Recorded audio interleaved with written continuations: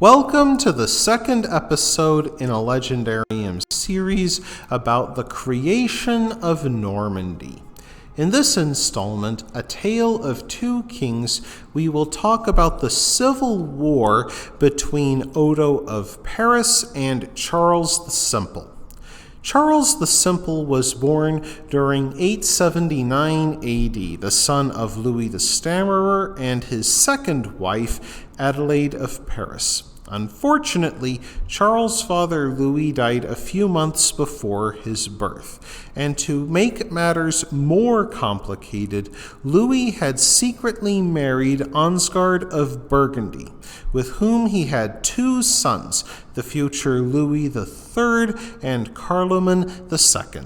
When Louis died, Ansgard advanced her two sons as next in line to rule the West Franks. However, when Adelaide gave birth to Charles the Simple a few months after Louis's death, he became the legitimate heir.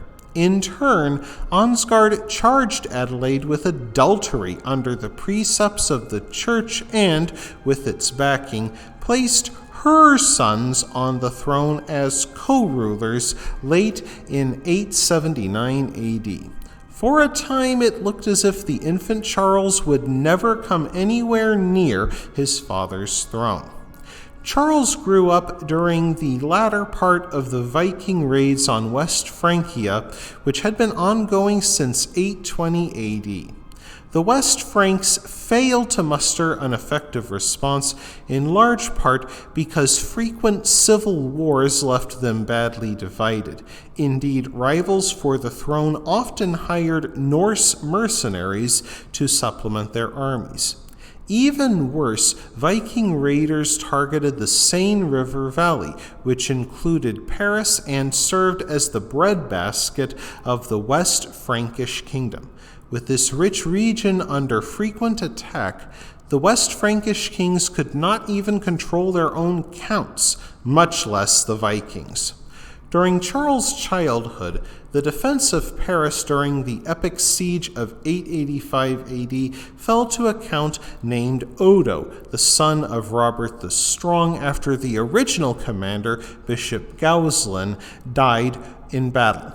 West Francia's reigning regent finally ended the siege by paying off the Vikings with 700 silver coins and advising them to raid Burgundy instead of his own estates. His nobles, many of whom had suffered greatly during the defense of Paris, became so infuriated with this weak and cowardly regent that they locked him in a tower where he died only 2 years later. By this time, Louis III and Carloman II had both died before their respective 6th birthdays, so Charles once more became the legitimate heir to a vacant throne. Of course, the nobles would not allow a mere child upon the throne of Charlemagne, with the kingdom still under threat. So they turned to the defender of Paris, Odo, who became king in 888 AD. He became the first king of West Francia without a drop of royal blood, who had earned the throne based only upon brave deeds. He made his brother Robert the Margrave of West Francia, which gave Robert the critical responsibility of defending the frontier against both Magyars and Vikings. Robert and Odo again defeated the Vikings at Mount Faucon in 888, but this only slowed their depredations. Within a year, Viking longships again sailed the rivers of West Francia, attacking villages and seizing the inhabitants.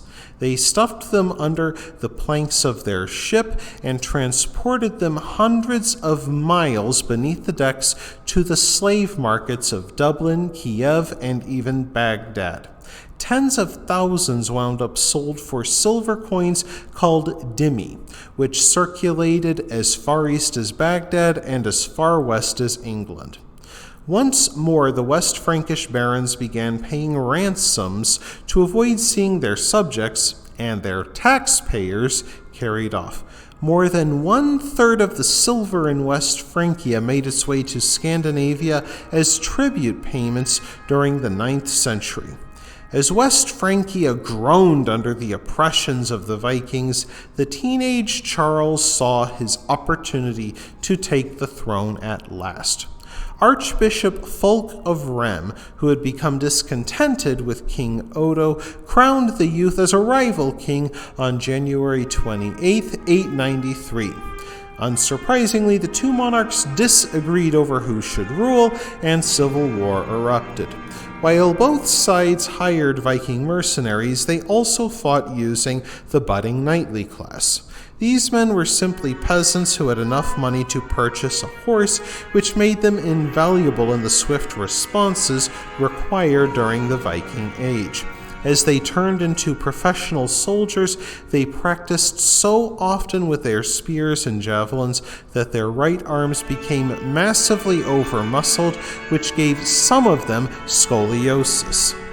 During the first several years of the war, Odo's brother Robert led the campaign against the young rebel king. By the middle of 897 AD, he pressed the young Charles hard enough that he chose to relinquish his claim to the throne.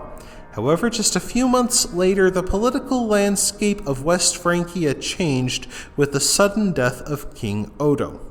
Robert the Younger, ever expedient, quickly swore allegiance to his former enemy Charles so that he could inherit his brother's vast estates intact.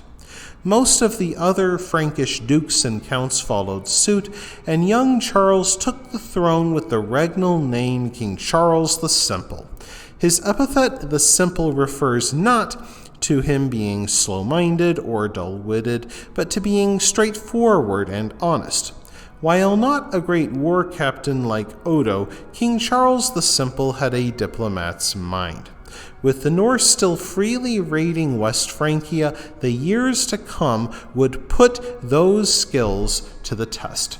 That wraps things up for this episode of The Legendarium. I hope you enjoyed it.